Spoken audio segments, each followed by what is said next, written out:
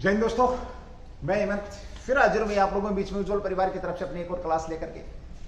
और आज की जो क्लास रहेगी वो एक थोड़ी सी स्पेशल रहेगी। जैसा कि आप लोगों को पता है, पीछे शायद क्वेश्चन वीक भी रहा हुआ आप लोगों को। अभी हाल ही में एक दिवस मनाया गया है, पराक्रम दिवस, जिसका मैंने कल की क्लास में हल्का सा जिक्र किया था। फिर सोचा क्यों नहीं, हमारा भी फर्ज बनता है कम से कम 5 से 7 मिनट देना इस टॉपिक के ऊपर, और एग्जाम के व्यू से भी जरूरी है। और देश की महान विभूति हैं सुभाष चंद्र, जो बोस है, नेताजी के नाम से जिनको जाना गया, तो उनके ऊपर हमारा फर्ज बनता है कि नहीं हम उनके ऊपर बात करें, उनको याद करें। देश में अभी हाल ही में 125वीं जो जयंती थी, उससे पराक्रम दिवस को मनाना प्रारंभ किया गया। प्रधानमंत्री मोदी ने इसकी जो घोषणा करी थी, देखिए क्वेश्चन भी बनेंगे आपके 2022 में इस टॉपिक से, और एक देशभक्ति से परिपूर्ण टॉपिक भी है। जिन लोगों की शहादत से, जिन लोगों के दम पर आज हम आजादी की हवा में सांस ले रहे हैं, उनको याद करना हमारा भी फर्ज बनता है। कल का जो दिन था बड़ा अहम था भाई, 23 जनवरी, और यहां पर हमने पराक्रम दिवस मनाया था। 2018 में जब प्रधानमंत्री मोदी ने इसकी घोषणा करी थी कि हम नेताजी को यहां पर पराक्रम दिवस के रूप में याद करेंगे, उन्होंने जो काम किए देश के लिए उनको याद किया जाएगा। और साथ ही इसी दिन इंडिया गेट पर जो अमर ज्योति थी आपकी, वहां पर उसको विलय करके अमर ज्योति का विलय किया गया वार मेमोरियल में। और साथ ही वहां पर होलोग्राम मूर्ति का, जो नेताजी की जो मूर्ति थी, उसका अनावरण किया गया प्रधानमंत्री मोदी के द्वारा। एक बहुत ही सराहनीय काम था। हालांकि लोगों ने यहाँ पर पॉलिटिक्स की, बट हम इसके ऊपर बात नहीं करेंगे। हमें सिर्फ इतना पता होना चाहिए कि किस नेता की मूर्ति को इंडिया गेट पे लगाया गया है। तो हमारे जो नेताजी थे सुभाष चंद्र बोस, जिन्होंने जय हिंद का नारा दिया, जिन्होंने जय हिंद शब्द की उत्पत्ति करी, जिन्होंने जय हिंद शब्द को राष्ट्रीय शब्द में बदल दिया, उनके बारे में बात करेंगे। तुम मुझे खून दो, मैं तुम्हें आजादी दूंगा, उनके बारे में बात करेंगे। और नेताजी बोलते थे कि अगर हमारी मौत से अगर आजादी मिलती है तो हम मरने को तैयार हैं। तो उनके ऊपर हम यहां बात करेंगे। पहला ही क्वेश्चन आज का आपका, पराक्रम दिवस कब मनाया गया है? तो आपको पता 23 जनवरी को पराक्रम दिवस मनाया गया है। और ये 10 मिनट नेताजी को समर्पित, और हो सकता है नेताजी आपको जब देश को आजादी दिला सकते हैं तो आपको भी अपना टारगेट अचीव कराने में मदद कर जाए। एक क्वेश्चन 2022 में यहां से किसी न किसी एग्जाम में जरूर मिलने की संभावना रहेगी। तो करंट का भी क्वेश्चन है और आपका हिस्ट्री का भी क्वेश्चन है, और देशभक्ति से परिपूर्ण क्वेश्चन है, ये भी आप लोगों को पता। चलिए बात करते हैं सबसे पहले पराक्रम दिवस की कब मनाया गया था, इसकी बात करें तो 23 जनवरी 2022 को यह दिवस मनाया गया। 23 जनवरी 2022 को इस दिवस की जो घोषणा करी गई थी, कब की गई थी भाई? 2018 में इसकी घोषणा करी गई थी कि 125वीं जयंती पर हम ये दिवस मनाना प्रारंभ करेंगे। इससे पहले, इससे साथ ही बात करें, इस दिवस को दूसरे दिवस के नाम से भी जाना जाता है, दूसरा वीरता दिवस भी कहा जाता है, इसको कह सकते हैं। लेकिन आमतौर पे हम इसको अभी फिलहाल जो पराक्रम दिवस के नाम से इसको जानते हैं। 125वीं जयंती थी किसकी? नेताजी। इसका संबंध की अगर हम बात करें तो नेताजी सुभाष चंद्र बोस की अगर हम बात करते हैं, सुभाष चंद्र बोस और इनके जीवन के बारे में हम थोड़ी सी बात करेंगे। सॉरी, इन्होंने देश के आजादी में अहम योगदान दिया, साथ ही बात करते हैं, देखिए सुभाष चंद्र बोस के जन्म की अगर हम बात करें तो 1887 में, कब? 1887 23 जनवरी 1887 को हुआ। कहां पर हुआ? ये कटक के अंदर हुआ। कटक के अंदर हुआ, ये भी आप लोगों को पता है। साथ ही बात करें कि सुभाष चंद्र जो बोस हैं, इनकी माता का नाम क्या था? तो प्रभावती इनकी माता का नाम था। पिता के नाम की अगर हम बात करते हैं तो जानकी दास बोस, जानकीनाथ। पिता की अगर हम बात करते हैं तो पिता कौन थे? जानकीनाथ थे। माता की अगर हम बात करते हैं, और अगर हम बात करें ये परिवार किस प्रकार का परिवार, कौन सा परिवार था ये? तो दोस्तों ये कायस्थ परिवार से संबंध रखते थे। किस परिवार से? कायस्थ परिवार से ये संबंध रखते थे। हमने थोड़ा सा जीवन परिचय के बारे में बात किया। देखिए 1887 में 23 जनवरी 1887 को कटक के अंदर पैदा हुए। प्रभावती माता का नाम था, पिता का नाम जानकीनाथ था, और इनका जो परिवार था ये कायस्थ परिवार था। साथ ही बात करें, इनका जो सिलेक्शन था ICS के लिए इनका सिलेक्शन हुआ था। मैं यहाँ पर सारी की सारी बातें आपको बहुत बेहतरीन तरीके से सुभाष चंद्र बोस के ऊपर बोलने वाला हूँ।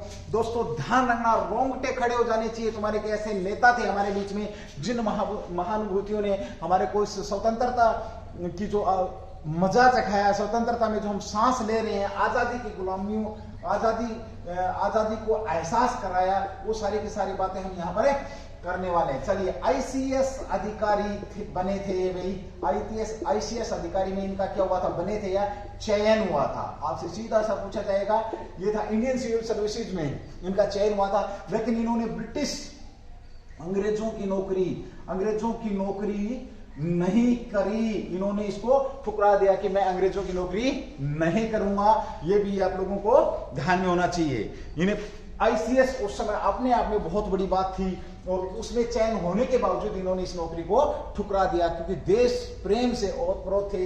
ये गुलामी को बिल्कुल भी बर्दाश्त नहीं करते थे। ये सिर्फ और सिर्फ किसकी बात करते थे? सिर्फ केवल और केवल स्वतंत्रता की बात करते थे। ये राष्ट्रीय कांग्रेस में शामिल हुए। राष्ट्रीय कांग्रेस में जब इन्होंने देखा कि इनकी विचारधारा अलग है, तो इन्होंने अपने फॉरवर्ड ब्लॉक की स्थापना, अलग से फॉरवर्ड ब्लॉक की स्थापना करी। इनकी राष्ट्रवादी नेता थे। किस प्रकार के नेता थे? ये बड़ा अच्छा क्वेश्चन है भाई। राष्ट्रवादी नेता थे ये आपके सुभाष चंद्र बोस की अगर हम बात करते हैं तो किस प्रकार के नेता थे? राष्ट्रवादी नेता थे। और राष्ट्रवादी कार्यविधियों के कारण, कार्यविधियों के चलते इनकी जेल हुई। राष्ट्रीय जो कार्यविधि थी इनके चलते इनकी जेल हुई। ये भी आप लोगों को पता होना चाहिए। सबसे पहले बात करेंगे, देखिए इनको बता देता हूं आपको। 1921 में सुभाष चंद्र बोस इनकी 1921 में, चलिए 1921 में किसमें शामिल हुए? आपके राष्ट्रीय कांग्रेस के अंदर ये शामिल हुए। किसमें शामिल हुए? राष्ट्रीय कांग्रेस के अंदर शामिल हुए। सीधी सी बात करेंगे, डायरेक्ट क्वेश्चन पूछ लेगा आप लोगों से कि राष्ट्रीय कांग्रेस में कब शामिल हुए? तो भारतीय राष्ट्रीय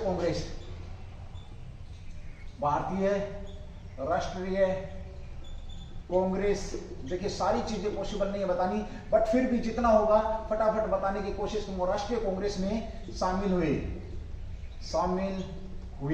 1921 में। चलिए उसके बाद बात करें, इन्होंने क्या किया भाई? इन्होंने स्वराज नामक पत्र निकाला। स्वराज नामक पत्र निकाला। साथ ही इनकी एक पुस्तक थी, पूछ लेगा भाई, पुस्तक थी इनकी, जो पुस्तक का नाम है, पुस्तक थी इनकी द इंडियन स्ट्रगल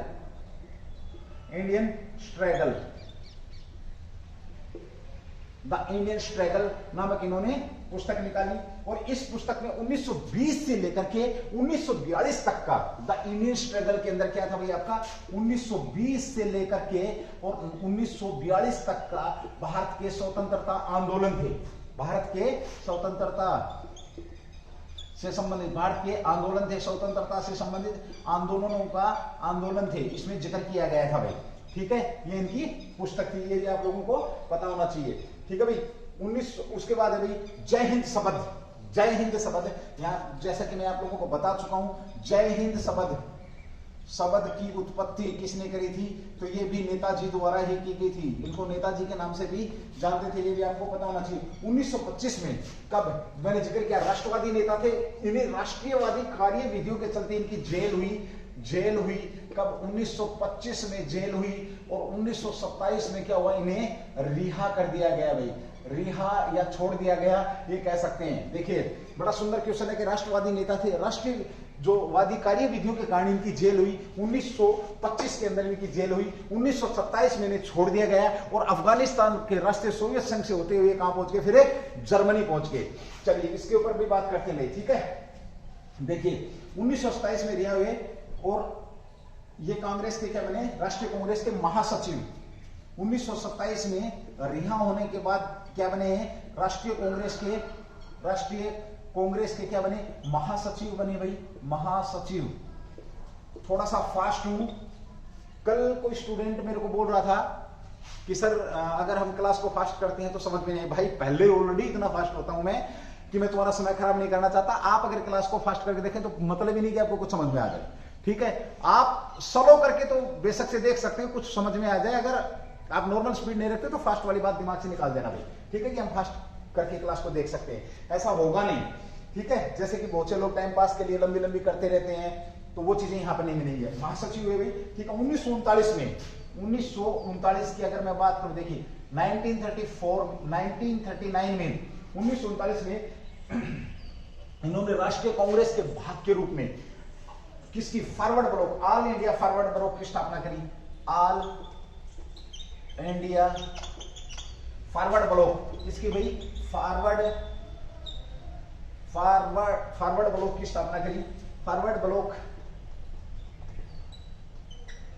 ब्लॉक की स्थापना करी। तो सीधा पूछा जाता है कि फॉरवर्ड ब्लॉक की स्थापना करी। काफी रिपीटेशन के अंदर क्वेश्चन है कि फॉरवर्ड ब्लॉक की स्थापना किसने करी थी, 1939 में। और ये किसका हिस्सा था, तो कह सकते हो राष्ट्रीय कांग्रेस का ही हिस्सा था उस समय, इन्होंने जब फॉरवर्ड ब्लॉक की स्थापना करी थी। चलिए एक बार मैं इसको रफ कर रहा हूं, उसके बाद फिर हमें नेताजी के ऊपर और बात करने वाले। बहुत बेहतरीन से क्वेश्चन आप लोगों के बीच में, अगर किसी ने इसको स्क्रीनशॉट लेना तो स्क्रीनशॉट ले सकता है, अगर कोई नोट करना चाहे तो नोट शायद कर लिए होंगे आप लोगों ने। मैं इसको रफ कर रहा हूं।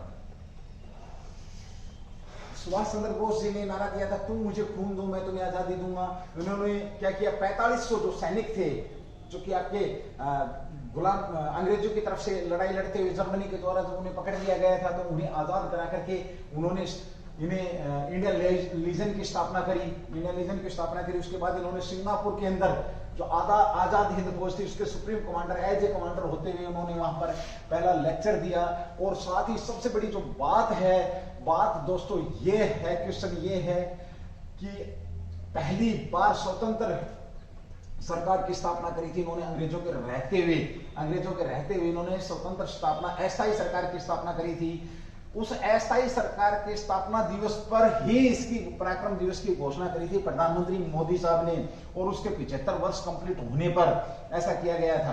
75 वर्ष कंप्लीट होने पर किसके, अस्थायी सरकार जो कि आपकी किसके द्वारा स्थापित की गई थी, सुभाष चंद्र बोस के द्वारा जो अस्थायी सरकार स्थापित की गई थी उसकी बात कर रहा हूं मैं, ठीक है। चलिए उसके ऊपर एक बार थोड़ा सा और आप लोगों को बताऊंगा। बहुत बेहतरीन से क्वेश्चन आप लोगों के बीच में यहां से पूछे जा सकते हैं। फॉरवर्ड ब्लॉक वाला क्वेश्चन जो था, स्थापना कब करी गई थी, क्यों करी गई थी, ये क्वेश्चन बहुत बार आ चुका है, रिपीटेशन में है, ध्यान रखेंगे इसको भी। ये सारी चीजें आप लोगों को पता होनी चाहिए। ये क्वेश्चन आपका 5-7 मिनट ज्यादा का हो सकता है, लेकिन गर्व के साथ, गर्व की अनुभूति करते हुए इस क्वेश्चन को पढ़ना है। चलिए भाई, ओके। 1939 में हो गया आपका। 1941 में अफगानिस्तान, कब भाई, 1941 में, कब की बात कर रहा है, 1941 में भाई। सॉरी भाई, माफी चाहूंगा, शायद थोड़ा सा कुछ ज्यादा गीला हो गया है, इस वजह से मार्कर कम काम कर रहा है। बहुत समस्याएं हैं आप लोगों को क्लास देने में, बट फिर भी जैसे तैसे करके आपकी 2-4 मिनट फालतू जरूर खराब होती हैं, जाया होती हैं। आप लोगों के हिसाब से, मेरे हिसाब से तो नहीं होती हैं, बट आप लोगों के हिसाब से जो आपका समय जाया हो रहा है उसके लिए भी माफी चाहते हैं, ठीक है। चलिए यहां पर बात करें 1941 में, कब की बात है, 1941, कब भाई आपका, 1941 में। 1941 में क्या हुआ है, ये अफगानिस्तान सोवियत संघ, अफगानिस्तान और सोवियत संघ के रास्ते, कहां से, सोवियत संघ के रास्ते होते हुए कहां पर गए आपके, जर्मनी। रास्ता पूछ लेगा तो ये पता होना चाहिए, सोवियत संघ के रास्ते होते हुए कहां पहुंच गए भैया, आपके जर्मनी में पहुंचे हैं। जर्मनी में पहुंचने के बाद क्या किया इन्होंने, ये राजनेताओं से मिले, पॉलिटिकल जो लोग थे उनसे मिले नहीं, राजनेताओं से यहाँ पर इन्होंने मुलाकात करी, राजनेताओं से। और जो ये बात कब की है आपको पता है, 1941, उस समय आपका सेकेंड वर्ल्ड वॉर चल रहा था, दूसरा विश्व युद्ध चल रहा था। और ये अंग्रेजों के खिलाफ लड़ने के लिए वहां पर इन्होंने पॉलिटिकल दबाव बनाने के लिए, और वो इस वजह से वहां पर गए थे, और वो कुछ हद तक इसमें कामयाब भी हुए। तो राजनेताओं से इन्होंने मुलाकात करी, और यहाँ पर क्या किया इन्होंने, 4500 जो सैनिक थे, इंडियन लीजन की स्थापना करी। 4500 जो सैनिकों के साथ 4500 सैनिकों के साथ यहाँ पर इन्होंने इंडियन लीजन की स्थापना की। उत्तरी अफ्रीका में ये जो सैनिक थे आपके 4500, अब दिमाग में आ रहा होगा सर ये 4500 सैनिक वहां से कहां मिल गए। 4500 भारतीय जो सैनिक थे, कह सकते हो भारतीय सैनिक, इन्हें उत्तरी अफ्रीका में, कहां पर, उत्तरी अफ्रीका में उत्तरी अफ्रीका में क्या कर लिया था जर्मनी ने, किसने भाई, जर्मनी द्वारा बंदी बना रखा था, इनको आजाद कराया और इंडियन लीजन की यहाँ पर इन्होंने लीजन की यहाँ पर स्थापना करी, इंडियन लीजन की स्थापना करी। बड़ा शानदार क्वेश्चन है भाई, मान गए भाई, बोस साहब को मान गए, कहां से कहां पहुंच करके कैसे चकमा दे करके नजरबंद कर दिया गया था, वो सारी चीजें मैं यहाँ पर बता नहीं सकता।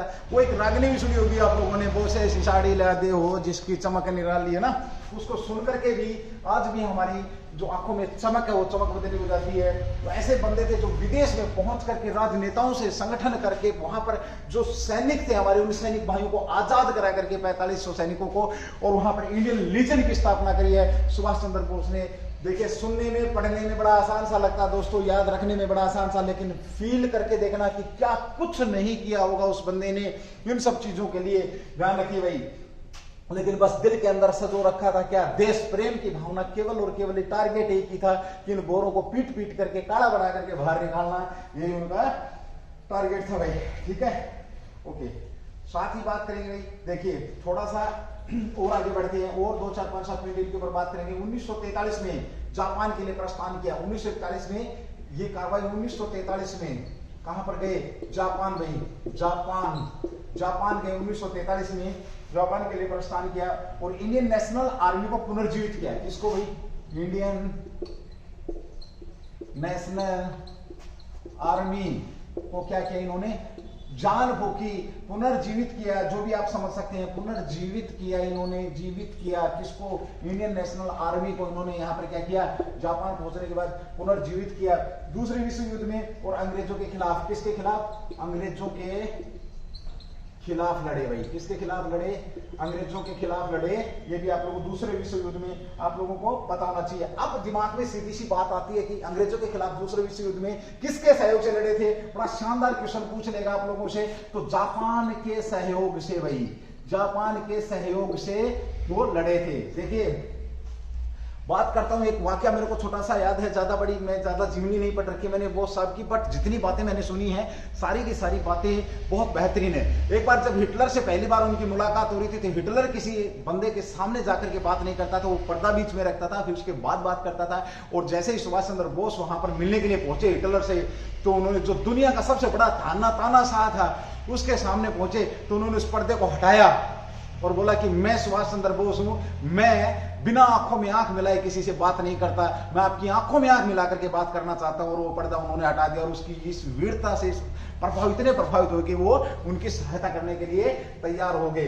देखिए जिसके सामने लोग जाने से डरते हैं उस बंदे के सामने से पर्दा खींच दिया जाता है और बोलता है कि तेरी आंखों में आंखें मिला करके बात करूंगा। ऐसे वीर सपूतों को हम सलाम करते हैं भाई, ऐसे वीर सपूतों को हमें सलाम करते हैं। मोस्ट इंपोर्टेंट क्वेश्चन आप लोगों के लिए नोट डाल के लिख सकते हैं भाई, अस्थायी जो सरकार, अस्थायी हम कह सकते हैं यहाँ पर, अस्थायी सरकार बनाई भारत की, स्वतंत्र भारत की अस्थायी सरकार, इसकी स्वतंत्र, उन्होंने बोल दिया कि भारत मेरा स्वतंत्र है, स्वतंत्र भारत की अस्थायी सरकार बनाई। किसके द्वारा बनाई गई, पहली बार स्वतंत्र भारत की अस्थायी सरकार बनाई गई, किसने बनाई, 21 अक्टूबर 1943 में। और इसकी 75वीं जयंती के ऊपर ये घोषणा करी गई थी। ये कह सकते हैं ये बनाया गया था, प्रधानमंत्री मोदी साहब जो थे उन्हें ध्यान था कि भारत की पहली अस्थायी सरकार किस बंदे ने बनाई थी। कितना इन्होंने यहाँ पर दिया है भाई, अपना सब कुछ यहाँ पर इन्होंने नौछावर किया। तुम मुझे खून दो मैं तुम्हें आजादी दूंगा, ये भी नारा इन्हीं का। जय हिंद का नारा, ये भी नारा जय हिंद का नारा। तुम मुझे खून दो का भी नारा इन्हीं का था। दोनों नारों को इन्होंने फेमस किया। ये स्वतंत्र द्वीपों पर गए, वहां पर जो जिन द्वीपों पर अदर देशों के जो 11 देश थे, उन 11 देशों ने अस्थायी सरकार को मान्यता दी थी। वो द्वीप है हमारे बोस साहब को दे दी गई। आज उसी में से एक द्वीप है जिसे बोस द्वीप के नाम से भी जाना जाता है। अंडमान निकोबार द्वीप में बोस द्वीप के नाम से भी जाना जाता है, ये भी आप लोगों को पता होना चाहिए। 5 जुलाई 1943 को सुप्रीम कमांडर के रूप में इन्होंने सेना को संबोधन किया था। 5 जुलाई 1943 को भी इन्होंने ये किया था भाई। ओके, 23 जनवरी को नेताजी की 125वीं जयंती हो चुकी है और 18 अगस्त को हम इनके शहीद दिवस के रूप में मनाते हैं। किसको भाई, 18 अगस्त को। 18 अगस्त को शहीद दिवस, शहीद दिवस, इनके शहीद दिवस के, सुभाष चंद्र बोस के शहीद दिवस के रूप में मनाते हैं। देखिए दोस्तों, आज हमने यहाँ पर देखिए बहुत सारी बातें, इनके लिए मुझे कम से कम एक दिन तो चाहिए सुभाष चंद्र बोस के ऊपर बोलने के लिए। एक दिन का मतलब 12 घंटे तो लगातार बोलने की हिम्मत हो, तभी इनकी जो जीवन है उसके ऊपर बखान किया जा सकता है, अदरवाइज तो नहीं। मैंने सिर्फ एक हल्का सा एक आप लोगों के जो एग्जाम के व्यू से और आप लोगों के देश प्रेम के व्यू से थोड़ा सा 5-7 मिनट का एक टॉपिक था, ये मैंने आप लोगों को कराया। मैं फिर एक बार रिवाइज करा देता हूं। पराक्रम दिवस मनाया गया आपको 23 जनवरी को मनाया गया, सुभाष चंद्र बोस की जयंती पर मनाया गया। साथ ही बात करें, तीसरा जो क्वेश्चन निकल करके आता है 125वीं जयंती के ऊपर से इसको पराक्रम दिवस के बाद इसको पराक्रम दिवस के नाम से जाना जाने लगा। 1887 में इनका 23 जनवरी 1887 में जन्म हुआ था, कटक के अंदर जन्म हुआ था। कायस्थ परिवार से ये संबंध रखते थे। साथ ही हम बात करें, माता का नाम प्रभावती था, पिता का नाम जानकीनाथ बोस था, और ये 14 बहन भाई थे। और ये अपने 14 बहन भाइयों में 8 भाई थे, 5, 8 और 6 बहनें थी।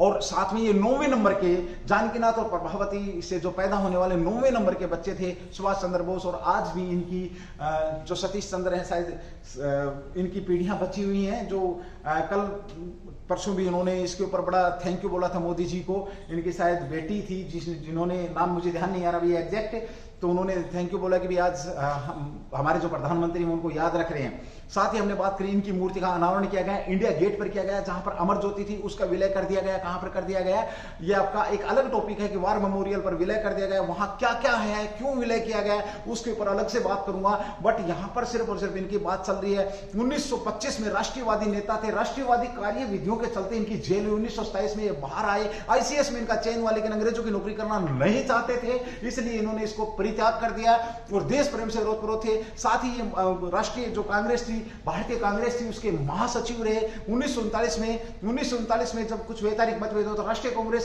से ही हट करके इन्होंने फॉरवर्ड ब्लॉक की स्थापना करी। उसके बाद ये अफगानिस्तान और सोवियत संघ के रास्ते होते हुए जर्मनी गए। जर्मनी के बाद वहां पर इन्होंने जो उत्तरी अफ्रीका के अंदर से कैद बनाए हुए 4500 लोगों के 4500 जो सैनिक थे उनको आजाद करा करके और इंडियन लीजन की स्थापना करी। साथ ही इसी के साथ उन्होंने आगे चल करके जो आजाद हिंद जो फौज थी, उस फौज में जान फूकी, तुम मुझे खून दो मैं तुम्हें आजादी दूंगा, इसका नारा दिया। साथ ही इन्होंने जय हिंद को राष्ट्रवादी, जय हिंद को राष्ट्रीय नारे के रूप में विख्यात किया। साथ ही बात करें, अगला क्वेश्चन बहुत बेहतरीन, द इंडियन स्ट्रगल्स नामक इन्होंने पुस्तक लिखी। इस पुस्तक के अंदर पूछ लेगा कि क्या है, तो 1920 से लेकर के 1942 तक के जो भी स्वतंत्रता से संबंधित आंदोलन थे, उन आंदोलनों का यहाँ पर जिक्र किया गया है। स्वराज नामक पत्र इन्होंने निकाला। और 18 तारीख को सुभाष चंद्र बोस, 18 अगस्त को शहीदी के दिवस के रूप में इनको में मनाते हैं। और हालांकि ये एक अलग बात है कि आज तक भी इनकी मौत कैसे हुई, क्यों हुई, वो एक अलग बात है। वो आपको पता है कि भाई हेलीकॉप्टर जो आपका विमान था क्रैश हुआ, फलाना हुआ, ढिमकाना हुआ, लेकिन उसके ऊपर साइंस नहीं है। कुछ लोग बोलते हैं कि बाद में भी हमने नेताजी को देखा है, तो फिर ये डाटा क्यों छुपाया गया जनता से? अगर बाद में देखा गया था तो क्यों नहीं बाद में बाहर आए? अंग्रेजों ने उनको मारने का आदेश दे रखा था, कैसे क्या हुआ? खुफिया तरीके से इनकी जो मृत्यु हुई, आज भी साइंस बना हुआ, किसी के पास इन सवालों के शब्द नहीं है। मैं ऐसे 50 सवाल खड़े कर सकता हूं, चाहे वो गवर्नमेंट के सामने हो, चाहे को सुभाष चंद्र बोस के बारे में जानकारी रखता हूं उसके सामने खड़ा कर सकता हूं कि इन सवालों के जवाब चाहिए, जो कि आज तक किसी के पास भी नहीं है। बट ये कुल मिलाकर के हम ये बात की एक महान विभूति थी जिन्होंने हमें स्वतंत्रता का स्वाद चखवाया, जिन्होंने पहली बार अस्थायी स्वतंत्र भारत की अस्थायी सरकार बनाई और उसके 75 साल पूरे हुए हैं। ये भी आप लोगों को पता हुआ है। 21 अक्टूबर 1943 को जापान के सहयोग से ये ब्रिटेन के दांत खट्टे करने वाले थे। 11 देशों ने इसको समर्थन दिया था। इन्होंने द्वीप अंडमान निकोबार द्वीपों जो पहली बार इन्होंने यहां पर कब्जा किया, दिल्ली चलो का नारा भी इन्होंने दिया था। दिल्ली चलो का नारा इन्हीं की देन है, ये भी आप लोगों को पता होना चाहिए। चलिए मैं सल्यूट करता हूं, जय हिंद बोलता हूं। जो जय हिंद मेरी हर क्लास के अंदर जय हिंद आप लोगों ने सुना होगा। तकरीबन जितनी भी क्लासें हैं, हमारी जो क्लास ऑफलाइन में भी जो क्लास स्टार्ट होती है वो जय हिंद से होती है। आज तुम्हें यह पता लग गया होगा कि हमारी क्लास उज्जवल कोचिंग कैंपस में जय हिंद से क्यों शुरू होती है और जय हिंद से ही क्यों समाप्त होती है। ना इसका स्टार्टअप है ना ही इसका अंत है। जय हिंद जो शब्द है हम आज भी उसका सम्मान करते हैं। और इंडियन आर्मी का प्रसिद्ध, जो मैं ये बात बोलूं, प्रसिद्ध नारा आज की डेट में जय हिंद ही है। विश करने का जो तरीका है वो जय हिंद शब्द ही है और वो भी हमारी रग रग में यहाँ पर बसा हुआ। थैंक यू दोस्तों। चलिए आगे चलते हैं आज के अगले क्वेश्चन पर। मैं इसको भाई रफ कर रहा हूं, अगर किसी ने अगर इसके नोट्स बनाने हैं तो बनाने होंगे, अगर किसी ने स्क्रीनशॉट देना है तो ले सकते हैं मेरे। चलिए इसके ऊपर कुछ आज सुबह स्पेशल क्लास समझ सकते हो आप इसको, हालांकि मैं पूरा कुछ बता नहीं पाया हूँ, बहुत से कहे अनकहे तथ्य यहाँ पर नहीं बता पाया हूँ मैं आप लोगों को समय की नजाकत को देखते हुए। एक दिन एक बार जरूर सुभाष चंद्र बोस के ऊपर एक स्पेशल क्लास आप लोगों के बीच में देने वाला हूँ, जहां रखेंगे उनके जीवन से जुड़े कुछ तथ्य जरूर आप लोगों के बीच में पेश करूंगा भाई, ठीक है। चलिए दोस्तों, आज अगला जो क्वेश्चन अभी हाल ही में एक देखा गया है, एक नया ग्रह खोजा गया, बाह्य ग्रह खोजा गया है नया। अब हम बात करने वाले हैं एक ज्योग्राफी से जुड़ा हुआ शानदार क्वेश्चन है दोस्तों, 2022 के अंदर पूछा जाएगा क्वेश्चन। यहाँ पर भी अभी असमंजस की स्थिति है। हिंदुओं की पौराणिक कथाओं के अंदर 9 ग्रह माने गए हैं और अब साइंस बोल रही है कि ये तो 8 ग्रह हैं। ग्रह किसे कहते हैं, तारा किसे कहते हैं, इसके ऊपर बात करने वाले हम। ग्रह क्या है, तारा क्या है, कहते किसे हैं, ग्रह क्या, तारा किसे कहते हैं, नए ग्रह बाह्य ग्रह की यहाँ पर खोज हुई है। तो क्वेश्चन बड़ा शानदार है, आप लोगों के बीच में जरूर कॉपी पेन साथ में रखेंगे, बिल्कुल भी मिस नहीं करेंगे इस क्वेश्चन को, ये जरूर आप लोगों के काम आने वाला क्वेश्चन है भाई। चलिए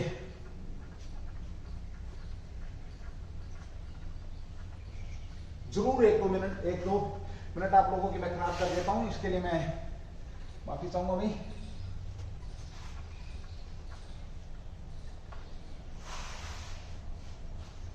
चलिए भाई, बाह्य ग्रह खोजा गया, उसका नाम क्या है। अभी हाल ही में क्वेश्चन नंबर 2, हाल ही में चर्चा में रहा बाह्य ग्रह, नया बाह्य ग्रह, नया बाह्य ग्रह खोजा गया, उसका नाम क्या है, उसका नाम क्या है। सबसे पहले बात करें, देखिए हाल ही में जो बाह्य ग्रह खोजा गया उसका नाम है, उसकी बात करेंगे। तो नाम की अगर हम बात करते हैं तो सीधा सा बात करेंगे, देखिए नाम है इसका TOI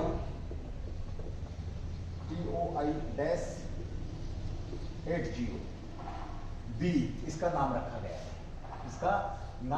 है, ये इसका नया जो ग्रह है नाम है, नए ग्रह का नाम, बाह्य जो ग्रह है उसका नाम क्या रखा गया है, ये आपके सामने है, ये उसका नाम रखा गया है। चलिए आगे बात करेंगे भाई, यह किसके आकार का है, तो बृहस्पति के आकार का। भाई किसके, बृहस्पति के आकार का है। किसके आकार का ग्रह है ये आपको पता है, बृहस्पति के आकार का ग्रह भाई। ओके, कितनी दूर पर है ये नया बाह्य ग्रह आपका, 379 प्रकाश वर्ष दूरी पर है भाई। प्रकाश वर्ष क्या होता है कि प्रकाश के द्वारा, देखिए ये आपकी जो इकाई है दूरी को मापने की बड़ी इकाई है, कह सकते हैं। एक वर्ष में प्रकाश के द्वारा तय की गई दूरी को क्या कहा जाता है, प्रकाश वर्ष कहा जाता है। ये भी आप लोगों को पता है। तो 379 प्रकाश वर्ष ये आपका दूर है, ये आपको पता है। और यह पृथ्वी से 150 गुना संघन है, पृथ्वी से 150 गुना संघन है भाई, 150 गुना क्या है, गुना संघन है, ये भी आप लोगों को पता होना चाहिए। साथ ही बात करें ग्रह को अपने तारे की परिक्रमा करने में, इस ग्रह को, इसका एक तारा है, उस ग्रह तारे की परिक्रमा करने पर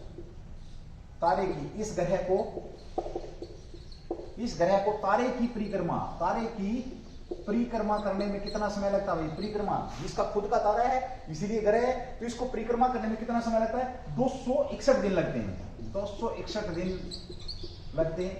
लेटेस्ट क्वेश्चन है, आगे आप लोगों को बहुत काम आएगा, ध्यान रखिए भाई। इसकी सतह का तापमान कितना, 76 डिग्री सेल्सियस है। तापमान की बात करें इस ग्रह की, तापमान सीधा पूछेगा कि नया जो बाह्य ग्रह खोजा गया उसकी सतह का तापमान कितना, तो 76 डिग्री सेल्सियस कह सकते हो आप, 76 डिग्री सेल्सियस तापमान है इसे का। ओके, इसमें ये किससे बना है, यह ग्रह हीलियम और हाइड्रोजन से बना है। हीलियम और हाइड्रोजन बना किससे भैया, तो आपका हीलियम हीलियम प्लस हाइड्रोजन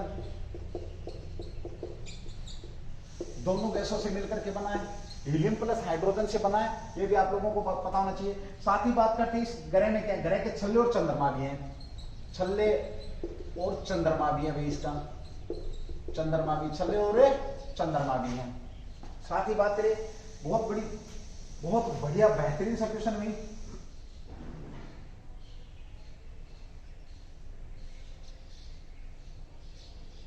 ये बृहस्पति के आकार से 3 गुना, मैंने यहां पर बात करी थी खाली बड़ा है बृहस्पति के आकार से, तो साथ ही करें आकार से 3 गुना बड़ा है, 3 गुना बड़ा है बृहस्पति के आकार से, 3 गुना, शायद बता दिया मैंने, हाँ 3 गुना बड़ा है। 150 पृथ्वी संगन की बात करी थी, तो अगर बृहस्पति के उससे बात करें तो 3 गुना बड़ा है, आकार से कितना बड़ा है, 3 गुना बड़ा है, ये भी आप लोगों को पता होना चाहिए भाई, ठीक है। ओके, अब बात आती है कि TOI 218 इसकी खोज किसने करी, इसकी खोज किसने करी है, ये बड़ा अच्छा क्वेश्चन है भाई। नया जो ग्रह है इसकी खोज किसने करी है, तो टॉमस जेकब्स किसने खोज करी है, मोस्ट इंपोर्टेंट क्वेश्चन है भाई। टॉमस, ये आपका टॉमस नहीं है, टॉम है, टॉम जेकब्स के द्वारा नासा की जो टेलीस्कोप की मदद से इसकी खोज करी है, नासा के टेलीस्कोप की मदद से इसकी खोज करी, की मदद से खोजा गया है, ये भी आपको पता होना चाहिए। किसकी मदद से खोजा गया है, ये भी आप लोगों को पता होना चाहिए। ओके, साथ में इन्होंने मदद ली है, किससे मदद ली है ये भी पूछ लेगा आप लोगों से, इसको साथ किसने दिया या इस ग्रह की खोज में मदद किसने करी है, तो TES ने मदद करी है भाई, मदद ली है इसने, किसकी मदद ली है, TES की मदद ली है, जिसका ट्रांजिशन एक्सपोर्ट सर्व सैटेलाइट इसका इस्तेमाल किया, इसकी मदद इससे ली है इन्होंने। तो इसकी जो फुल फॉर्म है वो बड़ा अच्छा रहेगा, देखिए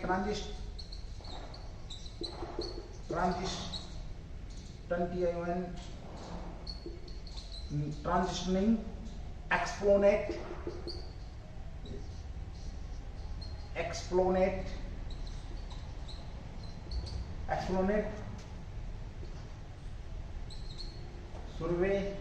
सर्वे सैटेलाइट,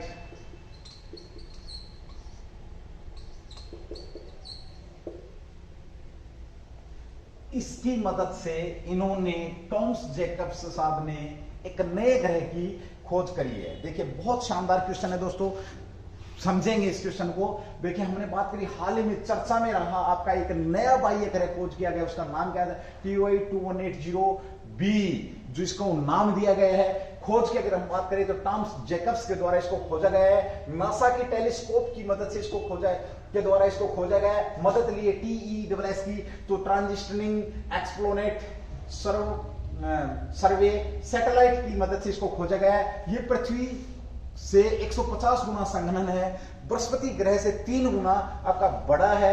ये अपने ग्रह का चक्कर काटने में इसको कम से कम 261 दिन लगते हैं। साथ ही हम बात करें इसका जो तापमान इसकी सतह का 76 डिग्री सेल्सियस इसका क्या है, तापमान है। बना किससे, हीलियम और हाइड्रोजन से बना है। इसके खुद के छल्ले हैं और चंद्रमा है, इसका खुद के छल्ले और चंद्रमा है इसका। ये क्या आपका ग्रह था जिसको खोजा गया। चलिए मैं इसको एक बार रफ करूंगा, उसके बाद हम ग्रहों पर एक बार थोड़ी सी बात करेंगे। बहुत बेहतरीन से क्वेश्चन आप लोगों को देके जाने वाले हो। तारा किसे कहते हैं, ग्रह किसे कहते हैं, उसके ऊपर हम यहां पर बात करेंगे भाई।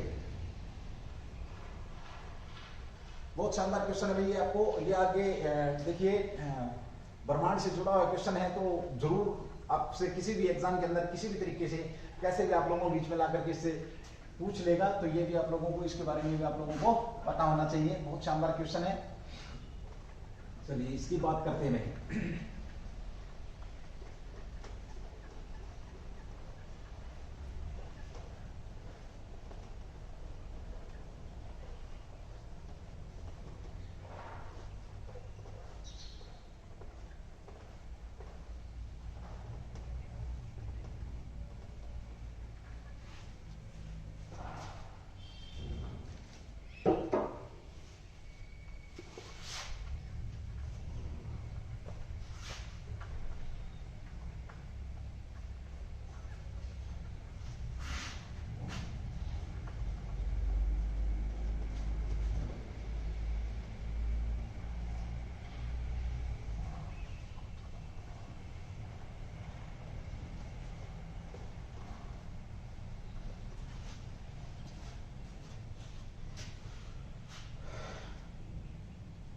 चलिए एक बार ग्रहों की बात कर लेते हैं। सूर्य या सबसे पहले बात करते हैं ग्रह किसे कहते हैं। ग्रह क्या है? तो सूर्य या किसी अन्य तारा या किसी अन्य तारे, सूर्य या किसी अन्य तारे के चारों तरफ परिक्रमा करने वाले, चारों तरफ जो परिक्रमा करने वाले खगोलीय पिंडों को, किसको? चारों तरफ, सूर्य या अन्य किसी तारे के चारों तरफ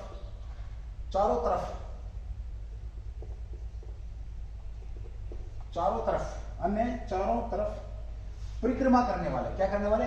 परिक्रमा करने वाले खगोलीय पिंड,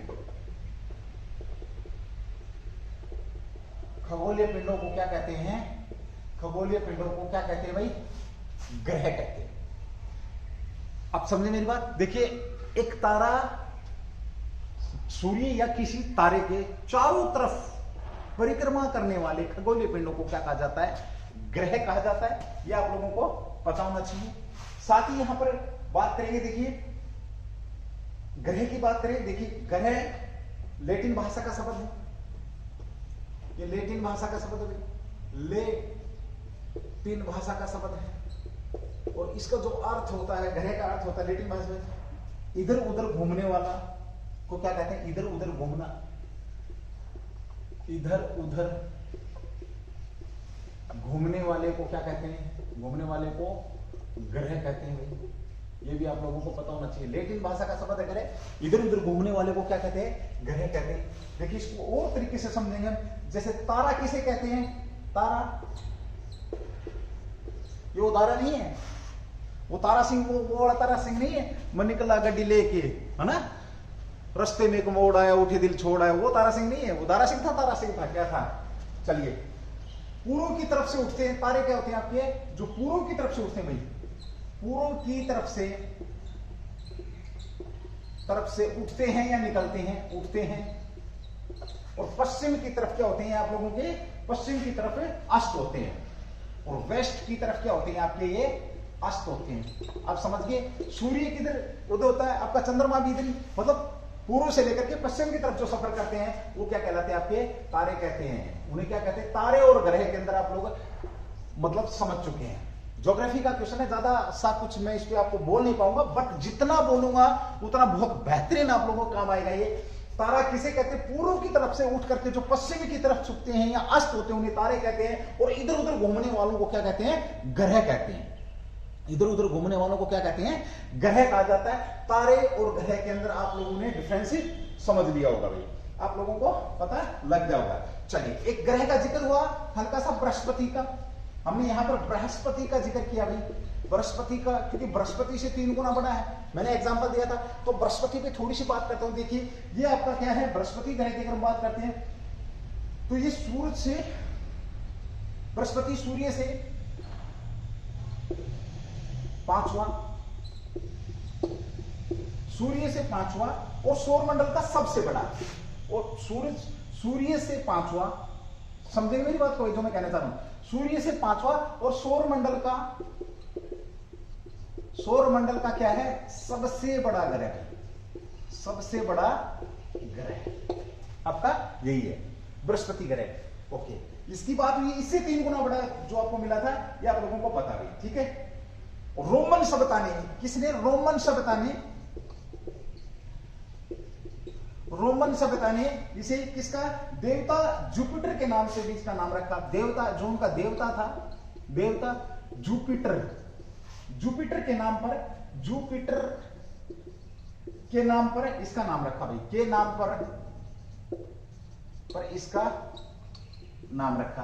और ये हिंदुओं में भी देवता भी बृहस्पति देव, हिंदुओं के अंदर भी आपके बृहस्पति देव हैं। जो बृहस्पति देव को किसका गुरु माना जाता है? देवताओं का गुरु किसको माना जाता है? बृहस्पति देव को। और दानवों का गुरु किसको माना जाता है? शुक्राचार्य को। ध्यान रखना भाई, ठीक है। एक बहुत डीप क्वेश्चन दे दिया तुम्हारे को, हिंदुओं के, हिंदू धर्म से संबंधित क्वेश्चन है। देवताओं के गुरु बृहस्पति देव हैं और राक्षसों के गुरु कौन है? शुक्राचार्य है। चलिए भाई, ओके। रात्रि में क्या होता है? रात्रि में रात्रि में इसे नंगी आंखों से देखा जा सकता है, इसे नंगी आंखों से देखा जा सकता भी। कैसे आंखों से देखा जा सकता है? इसे नंगी आंखों से देखा जा सकता है। बृहस्पति ग्रह की बात हो रही है, ये भी आप लोगों को पता हो चुका भी। ओके, ये हमने यहां पर बात करी थोड़ी सी, किसकी बात करी? ग्रह किसे कहते हैं। साथ ही मैंने बात करी तारा किसे कहते हैं।